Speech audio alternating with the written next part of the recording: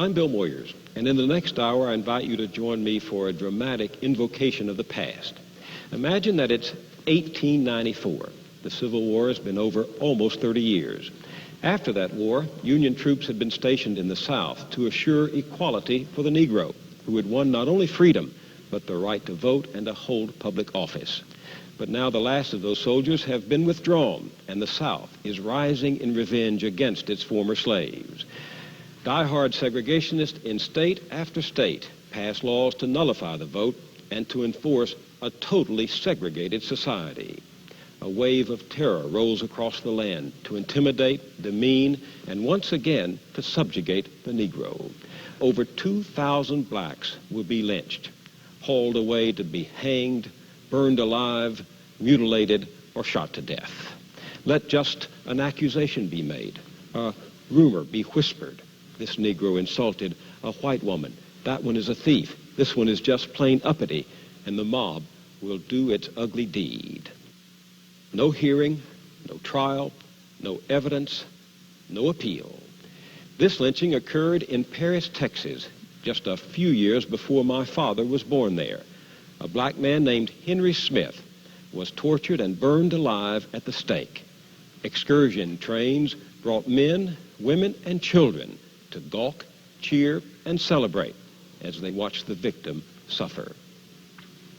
By 1893, the killing of blacks was so commonplace that a prominent bishop said, "It no longer surprises." Here in Washington, D.C., Frederick Douglass watched in sorrow and anger as the slaughter mounted. Douglass had been a runaway slave who educated himself and then devoted his life to the abolition of slavery and to the fight for black rights. He had become the most influential Negro spokesman of his time. Now he is old and weary, and in a year he will be dead. But in 1894 he has one last great speech in him, and he will deliver it here from the famous pulpit of the Metropolitan African Methodist Episcopal Church, just a few blocks from the White House. He has worked on this speech for 2 years, and he calls it the lesson of the hour. We will hear that speech from the actor Fred Morsell. Mr. Morsell spends his time carrying the message of Frederick Douglass to audiences all over the country. And now, the lesson of the hour with Fred Morsell as Frederick Douglass. He will be introduced by the pastor of the Metropolitan A.M.E. Church, the Reverend William P. DeVoe. On behalf of the Metropolitan African Methodist Episcopal Church family, it is a pleasure to welcome our guests to the National Cathedral of African Methodism. Our church was completed a mere 8 years ago in 1881, first and foremost as a place of worship for our people. Like our founder, Richard Allen, however, we recognize that God's house has been used as a place to educate and uplift. In that tradition, I am proud to present one of our own who rose from slavery and continues even in the evening of his life to free us from oppression. Ladies and gentlemen, my brothers and sisters, it is an honor and a pleasure to present Mr. Frederick Douglass.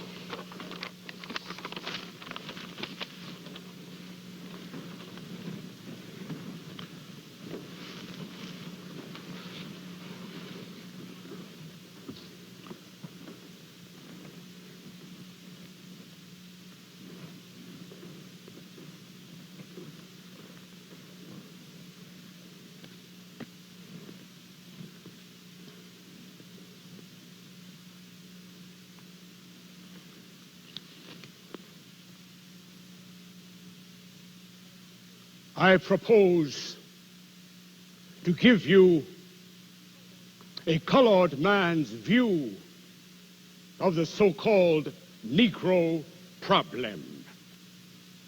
This so-called but miscalled Negro problem is one of the most important and urgent subjects that can now engage public attention, for it involves the honor or dishonor, the glory or shame, the happiness or misery of the whole American people. There is a perfect epidemic of mob law and mob persecution now prevailing at the South. And the indications of a speedy end are not hopeful. The contagion is spreading, and if permitted to go on, threatens to destroy all respect for law and order, not only in the South, but in all parts of our common country. For certain it is the crime allowed to go unpunished, unresisted, unarrested will breed crime.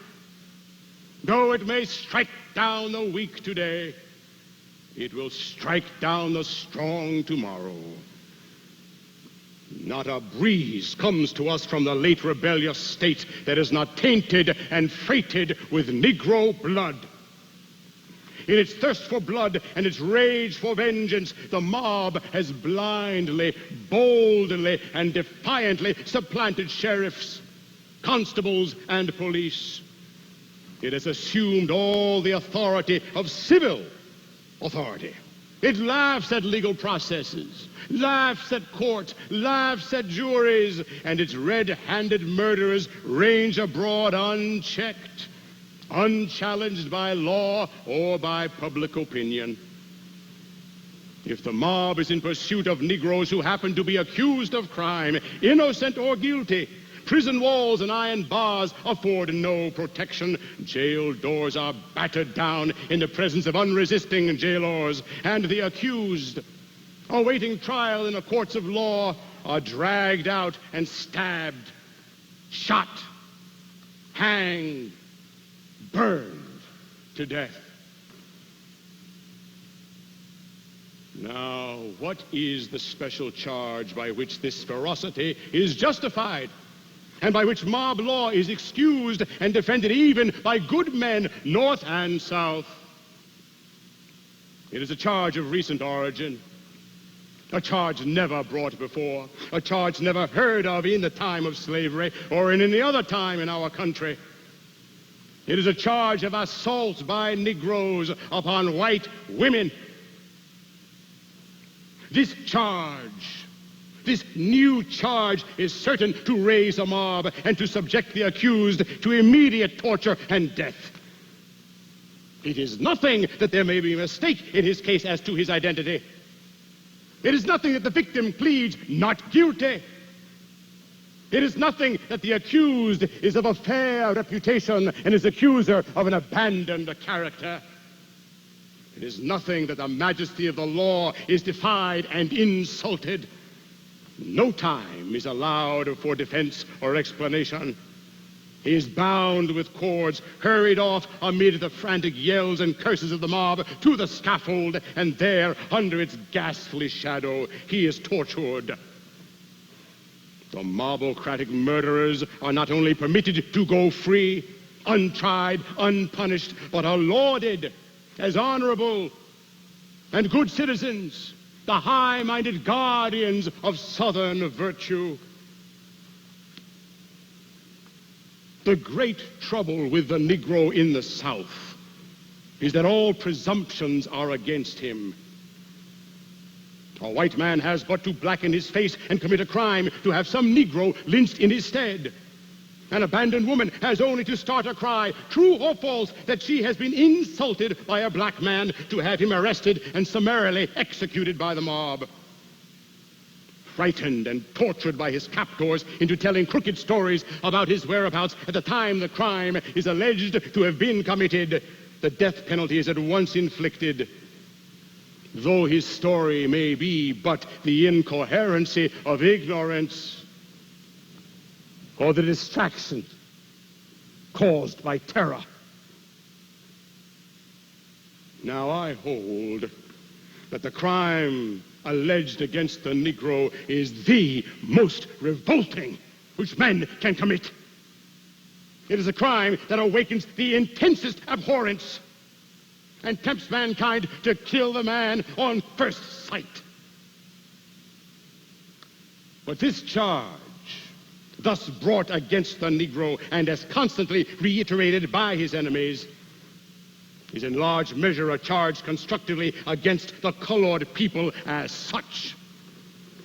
It throws over every man of color a mantle of odium and sets upon him a mark of popular hate more distressing than the mark set upon the first murderer. It points the Negro out as an object of suspicion, avoidance, hate. I do not pretend that Negroes are saints and angels. I do not deny that they are capable of committing the crime imputed to them, but I do utterly deny that they are any more addicted to the commission of that crime than is true of any other member of the human family. In answer, then, to the terrible indictment thus read against us, and speaking for the colored people as a class, I venture in their name and in their stead, here and now, to plead not guilty. A fierce and frenzied mob is not and ought not to be deemed a competent witness against any man accused of any crime whatever. Blinded by its own fury, the mob is moved by impulses utterly unfavorable to a clear perception of facts. I challenge the credibility of the mob to the judgment of law-abiding men in support of my cause. I lay special emphasis on the fact that it is the mob, and the mob only, that the country has recognized and accepted as its accredited witness against the Negro. The mob is its law. The mob is its judge. The mob is its jury. And the mob is its executioner. But I go further. I dare not only to impeach the mob, I impeach and discredit the veracity of men generally, whether mobocrats or otherwise, who sympathize with lynch law. Wherever and whenever the acts of colored men are in question, I hold that men who openly and deliberately nullify the laws and violate the provisions of the Constitution of their country, which they have solemnly sworn to support and execute, are not entitled to unqualified belief in the case of the Negro. I apply to them the legal maxim, false in one, false in all. But I rest my denial not merely upon general principles, but upon well-known facts. I reject this charge brought against the Negro as a class because all through the late war, while the slave masters of the South were absent from their homes in the field of rebellion with bullets in their pockets, treason in their hearts, broad blades in their bloody hands, seeking the life of the nation with the vile purpose of perpetuating the enslavement of the Negro, their wives, their daughters, their mothers, and their sisters were left in the absolute custody of these same Negroes. During all those long 4 years of terrible conflict, when the Negro had every opportunity to commit the abominable crime now alleged against him, there was never a single instance of such crime reported or charged against him.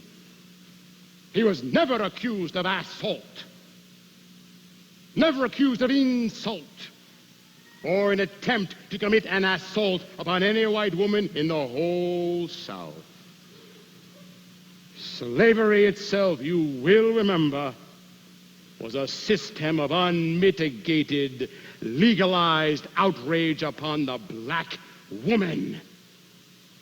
And no white man was ever shot, never burned, or ever hanged for availing himself of all the power that slavery gave him over the black woman. Facts like these speak volumes. It is important here to emphasize the significant fact that there have been 3 distinct periods of persecutions of the Negroes in the South, and 3 distinct sets of reasons for their persecution. They have come along precisely in the order they were most needed. First, it was insurrection. When that wore out, Negro supremacy became that excuse. When that was worn out, then came the charge of assault upon defenseless women. I undertake to say that this orderly arrangement and periodicity of excuses are significant. They mean something. They should not be overlooked. They show design, purpose, plan, invention. So now that Negro insurrection, Negro domination are no longer defensible as an excuse for Negro persecution, there has come heart-rending cries of white women and little white children. Nothing could have been hit upon better calculated to accomplish its brutal purpose. It clouds the character of the Negro with a crime the most shocking that men can commit. It is fitted to drive from the criminal all pity, all fair play, all mercy. It is a crime that places him outside of the pale of the law and settles upon his shoulders a mantle of wrath and fire that blisters and burns into his very soul. This charge is intended to blast and ruin the Negro's character as a man and a citizen. I need not tell you how thoroughly it has done its work. The Negro feels its malign influence in the very air he breathes. He may read it in the faces of the men among whom he moves. It has cooled his friends, heated his enemies, and arrested at home and abroad the generous efforts that good men were wont to make for his improvement and elevation. It has deceived his friends at the North and many good friends at the South, for nearly all of them have accepted this charge against him as true. Its perpetual reiteration in our newspapers and magazines has led men and women to regard him with averted eyes, dark suspicion, and increasing hate. My soul groans in pain at this condition. Ladies and gentlemen, I reject this charge because I see in it evidence of an invention called into being to justify murderous assaults upon a long enslaved and hence hated people. It bears upon its face the marks of being a fraud because it has sprung upon the country a fixed determination to draw the color line in all areas of American life, and thus to pave the way to a final consummation which is nothing less than the Negro's entire disenfranchisement as an American citizen. This is and has been from first to last the grand and all commanding object in view. The old master class knows if they can once divest the Negro of the elective franchise and nullify his citizenship, the partition wall between him and slavery will no longer exist, and no man can tell where the reaction will stop. To sum up my argument, then, I have shown that when the Negro had every opportunity to commit the crime now charged against him, He was never accused of it by his bitterest enemies. I have shown that those who accuse the black man of this crime dare not confront him in a court of law. I have shown from the very constitution of a mob that it cannot be depended upon for either truth or justice. Its sole aim is to execute, not to find a true verdict. These lynchers have not now, and have never had, any such respect for human life as is common to other men. They have had among them for centuries a peculiar institution. And that peculiar institution, slavery, has stamped them as a peculiar people. They were not before the war, they were not during the war, and they have not been since the war in their spirit or in their civilization a people in common with the people of the North or with the people of the civilized world. Their institutions have taught them no respect for human life, and especially no respect for the life of the Negro. It has, in fact, taught them absolute contempt for the life of the black man. The sacredness of life which ordinary men feel does not touch them anywhere. A dead Negro is with them now, as before, a common jest. They care no more for the Negro's rights to live than they care for his rights to liberty, or his rights to the ballot, or any other right. They can always shoot, stab, hang, and burn him without remorse, without shame. What I contend for, and what every honest man, black or white, has a right to contend for, is that when any man is accused of this or any other crime, of whatever name or nature, degree, extent, he shall be confronted by his accusers, and that he shall, through proper counsel, be allowed to question his accusers in open court and in open daylight, so that his guilt or his innocence may be duly proved and established. When a white man steals, robs, or murders, his crime is visited upon his own head alone.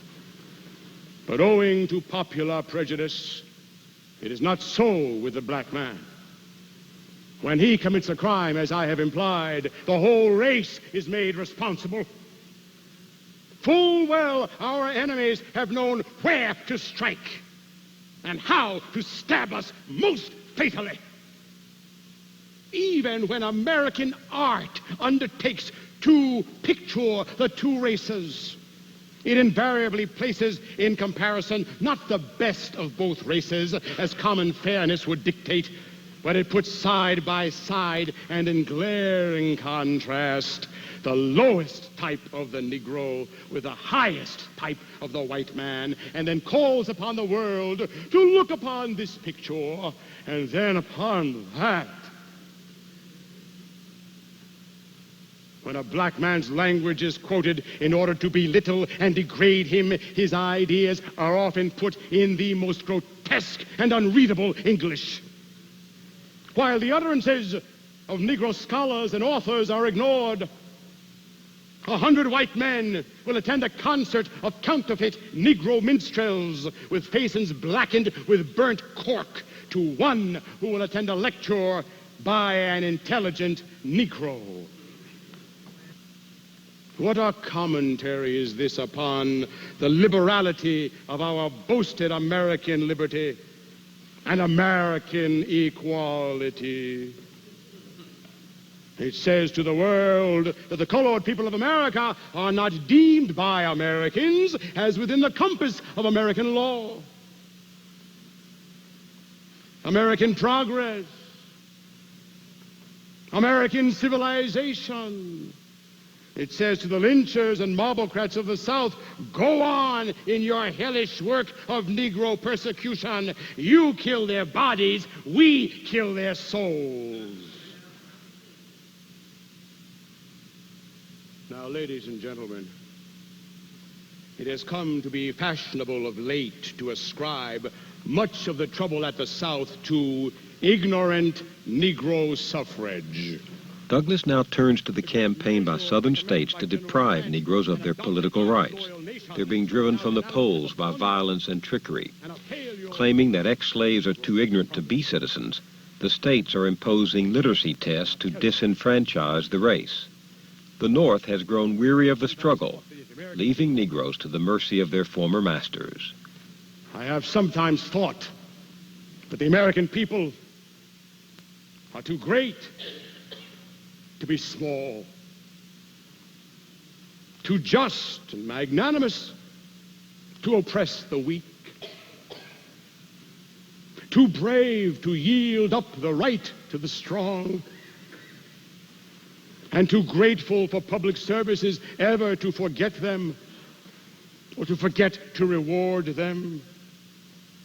I have fondly hoped that this estimate of American character would soon cease to be contradicted or put in doubt. But events have made me doubtful.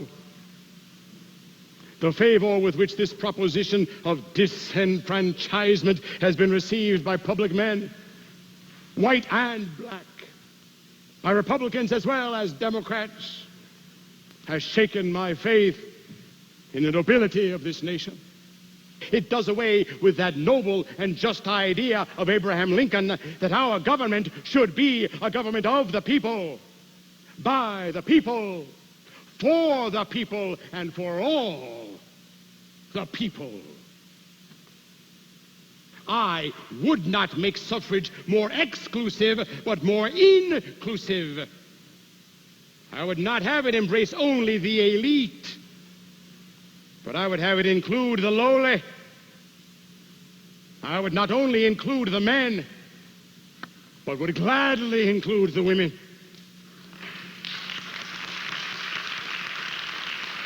And make our government in reality, as in name, a government by the people, of the people, and for the whole people. Do not make illiteracy a bar to the ballot, but make the ballot a bar to illiteracy. Take the ballot from the Negro, and you take from him the means and motives that make poor education. It is not the ignorance of the Negro, but the malevolence of his accusers, which is the real cause of Southern disorder. The illiteracy of the Negro has no part or lot in the disturbances there. The Negro has never set up a separate party, never adopted a Negro platform, never proclaimed or adopted a separate policy for himself or for the country. The Negro has never acted apart from the whole American people. He simply kept pace with the average intelligence of his age and country. He has gone steadily along in the line of his politics with the most enlightened citizens of the country. He has never gone faster or farther. He has always voted with one or the other of the two great political parties. If the votes of these parties have been guided by intelligence and patriotism, the same must be said of the vote of the Negro.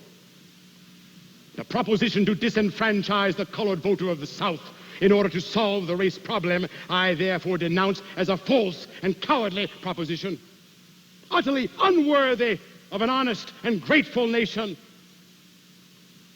It is a proposition to sacrifice friends in order to conciliate enemies, to surrender the Constitution for the lack of moral courage to execute its provisions. It is a proclamation of the helplessness of the nation to protect its own citizens. It says to the colored citizen, we cannot protect you. We therefore propose to join your oppressors. Your suffrage has been rendered a failure by violence, and we now propose to make it a failure by law. Than this, there was never a surrender more dishonorable, more ungrateful, and more cowardly. When the moral sense of a nation begins to decline and the wheels of progress to roll backward, there is no telling how low the one will fall or where the other will stop. This downward tendency has swept away some of the most important safeguards of justice and liberty and dimmed the luster of the American name. Your Supreme Court has surrendered. State sovereignty is essentially restored. Civil rights bills are impaired. The Republican Party has become a party of money rather than a party of humanity and justice. We may well ask, what next? Rebel rule is now essentially restored in many states. It is gradually capturing the nation's Congress. The cause lost in the war is the cause gained in peace. And the cause gained in the war is now the cause lost in peace. The landowners of the South want the labor of the Negro on the hardest terms possible. They once had it for nothing. They now want it for next to nothing. To accomplish this, they have contrived three ways. The first is to rent their land to the Negro at an exorbitant price per annum and compel him to mortgage his crop in advance to pay this rent. The laws under which this is done are entirely in the interest of the landlord. He has a first claim upon everything produced on the land. The Negro can have nothing without the consent of the landlord. As the Negro is at the start poor and empty-handed, he has to draw on the landlord for meat and bread to feed himself and family while his crop is growing. The landlord keeps books. The Negro does not. Hence, no matter how hard he may work or how hard saving he may be, he is in most cases brought in debt at the end of the year, and once in debt, he is fastened to the land as by hooks of steel. If he attempts to leave, he may be arrested under the order of the law. Another way to perpetuate slavery under emancipation, and which is still more effective, is the practice of paying the laborers with orders on the store instead of lawful money. By this means, money is kept out of the hands of the Negro, and the Negro is kept entirely in the hands of the landlord. He cannot save money because he gets no money to save. He cannot seek a better market for his labor because he is by that vicious order system already in debt and therefore already in bondage. Thus he is riveted to one place and is in some sense a slave for a man to whom it can be said, you shall work for me for what I choose to pay you and how I shall choose to pay you. That man is in fact a slave, though he may be called a free man. Now, my friends, this brings us to a final proposition, held up as the solution of the race problem. It is the proposition to colonize the colored people of America in Africa. Happily, this scheme will be defeated, both by its impolicy and by its impracticability. It is all nonsense to talk about the removal of 8 million of the American people from their homes in America to Africa. The expense and hardships, to say nothing of the cruelty attending such a measure, would make success impossible. The American people are wicked, but they are not fools. They will hardly be disposed to incur the expense, to say nothing of the injustice which this measure demands. Africa, according to her colonization advocates, is by no means modest in her demands upon us. She calls upon us to send her only our best men. She does not want our riffraff. The colonization advocates want not only the best, but millions of the best. Better still, they want the United States government to vote the money to send them there.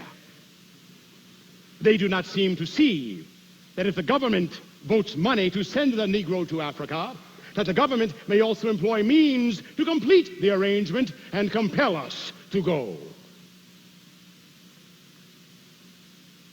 Now I hold that the American Negro owes no more to the Negroes in Africa than he owes to the Negroes in America.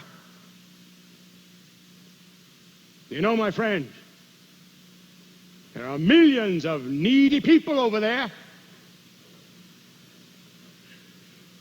but there are millions of needy people over here as well. And the millions in America need intelligent men of their number to help them, as much as intelligent men are needed in Africa to help her people. We have a fight on our hands right here. A fight for the redemption of the race. And a blow struck successfully for the Negro in America is a blow struck for the Negro in Africa. For until the Negro is respected in America, he need not expect consideration elsewhere.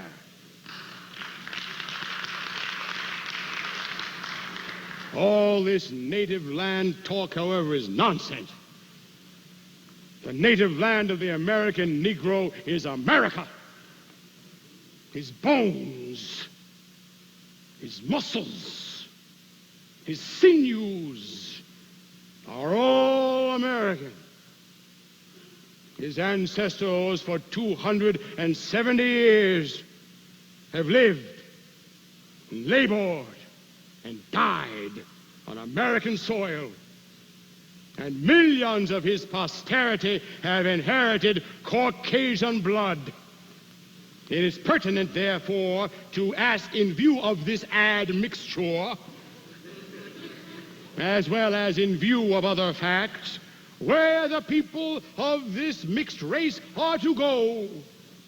For their ancestors are white and black, and it will be difficult to find their native land anywhere outside of the United States of America. But the worst thing, perhaps, about this colonization nonsense is that it throws over the Negro a mantle of despair. It leads him to doubt the possibility of his progress as an American citizen. It also encourages popular prejudice with the hope that by persecution or by persuasion, the Negro can finally be dislodged and driven from his natural home. It forces upon the Negro the idea that he is forever doomed to be a stranger and a sojourner in the land of his birth. All this is hurtful, because it sets the Negro to groping everlastingly after the impossible. Every man knows that home is the fountainhead, the inspiration, the foundation, the main support, not only of all social virtue, but of all motives to human progress.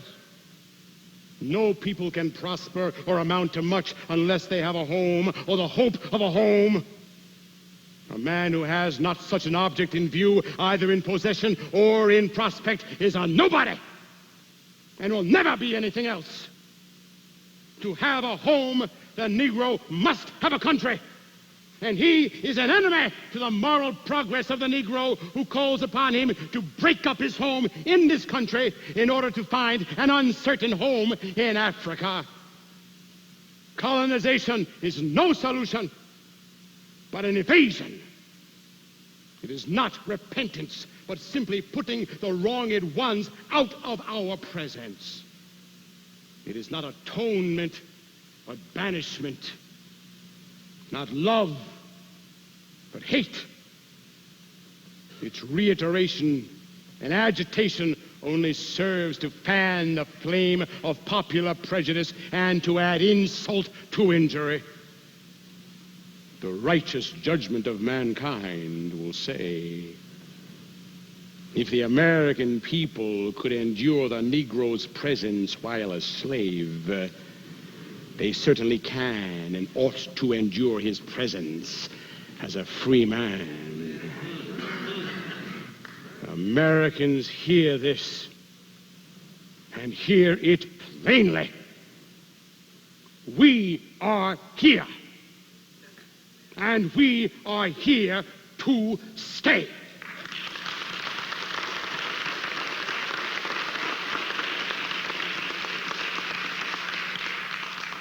My friends, I now come to where I began. I come to the so-called but miscalled Negro problem as a characterization of the relations existing in the southern states. The term Negro problem is a formula of southern origin, has a strong bias against the Negro. It handicaps his cause with all the prejudice known to exist. It is a crafty invention. It springs out of a desire to throw off responsibility. Its natural effect and purpose is to divert attention from the true issue now before the American people. It does this by taking that which is really a great national problem and which ought to be so considered by the American people, and dwarfing it into a Negro problem. The device is not new. It is an old trick. For truth, it gives us falsehood. For innocence, it gives us guilt. It removes the burden of proof from the old master class and imposes it upon the Negro. It puts upon the Negro race a work which belongs to the nation. You may remember that during the late war, when the South fought for the perpetuity of slavery, it usually called the slaves domestic servants, and slavery a domestic institution. Harmless names indeed, but the thing they stood for were far from harmless. In old slave times, a little white child lost his temper. He was given a little whip, told to go and whip Jim or Sal. He thus regained his temper. The same is true today on a larger scale.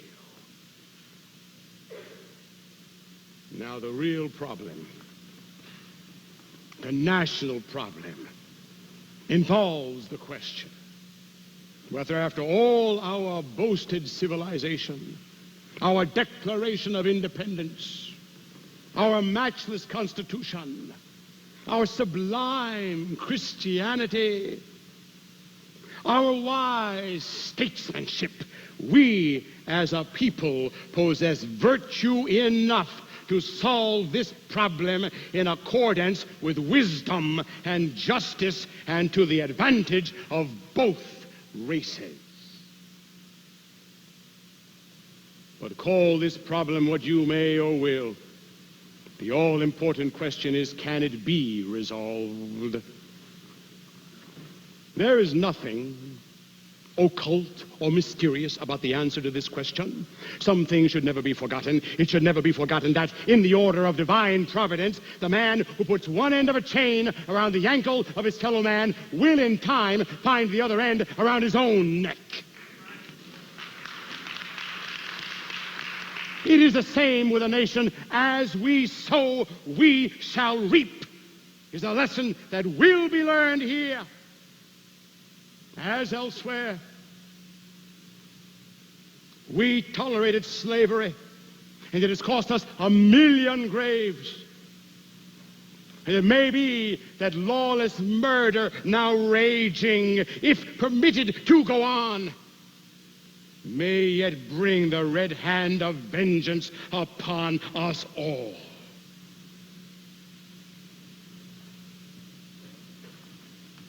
I will tell you now how this national problem cannot be solved.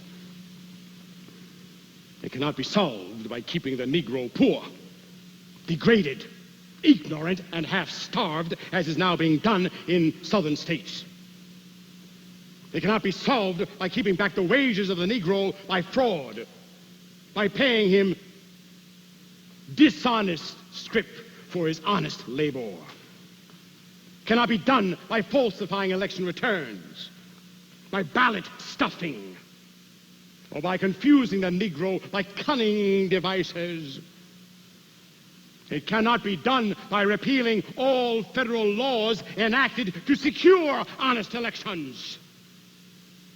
Can, however, be done, and very easily done, for where there is a will, there is a way. Let the white people of the North and South conquer their prejudices.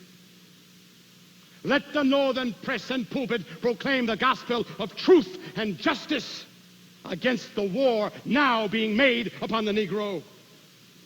Let the American people cultivate kindness and humanity. In old times, when it was asked, how can we abolish slavery? The answer was, quit stealing. The same is the solution of the race problem today. The whole thing can be done simply by no longer violating the Constitution of the United States and no longer evading the claims of justice. If this were done, there would be no Negro problem or national problem to vex the South or to vex the nation. Let the organic law of the land be honestly sustained and honestly obeyed. Let the political parties cease to palter in a double sense and live up to the noble declarations we find in their platforms. Let the statesmen of our country live up to their convictions. In the language of ex-Senator Ingalls, let the nation try justice and the problem will be solved. The question to be asked today, ladies and gentlemen, the real question, is can the Negro be a citizen in these United States of America? This was the question, the true question of the Dred Scott decision. Well, can the Negro be educated? Can the Negro be induced to work for himself without a master? Can the Negro be a soldier? Time and events have answered these and all other like questions unequivocally in the affirmative. We have among us Negroes who have taken the first prizes as scholars, those who have won distinction for courage and skill on the battlefield, those who have taken rank as doctors, lawyers, ministers of the gospel, those who shine among men in every useful calling, and yet we are called a problem. A tremendous problem. A mountain of difficulty. A constant source of apprehension. A disturbing social force. I declare these statements concerning the Negro false, deeply injurious to the colored citizens of this country. My friends, I must stop. Could I be but heard by this great nation, I would call to mind the sublime and glorious truths with which this nation at its birth saluted a listening world. Its voice then was as the trump of an archangel summoning hoary hordes of oppression to judgment. Crowned heads heard it and shrieked. Toiling masses heard it and clapped their hands for joy. It announced the advent of a nation based upon human brotherhood and the self-evident truths of liberty and equality. Its mission was the redemption of the world from the bondage of the ages. America, I say to you, I ask of, nay, I demand that you apply the truths of your founding fathers to the situation now before you. Put away your race prejudice. Banish the idea that one class must rule over another. Recognize the fact that the rights of the humblest citizens are as worthy of protection as are those of the highest. Do this, America, and your problem will be solved.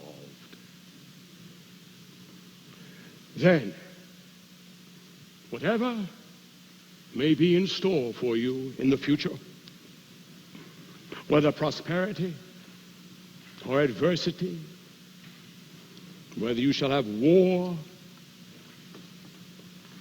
or peace, whether you shall have foes without or foes within, your republic, based upon truth, justice, and humanity, will stand and flourish forever.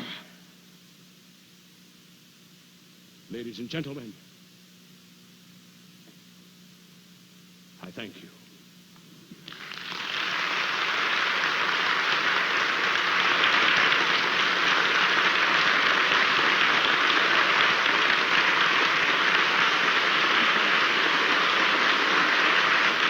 Americans turned a deaf ear to Frederick Douglass.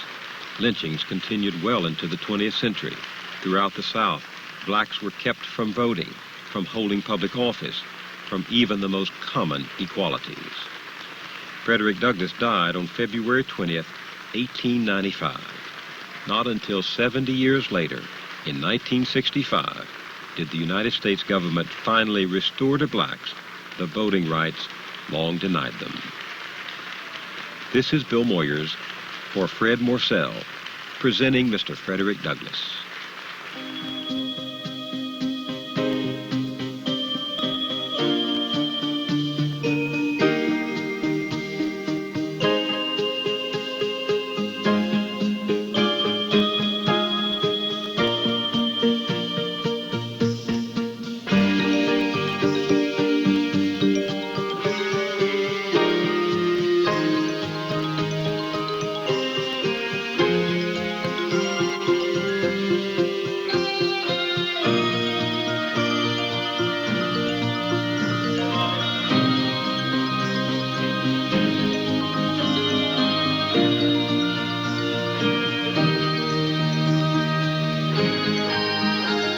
Follow the clues to find mystery, Thursday nights at 9 and Sunday nights at 10, here on WQED 13, where you belong.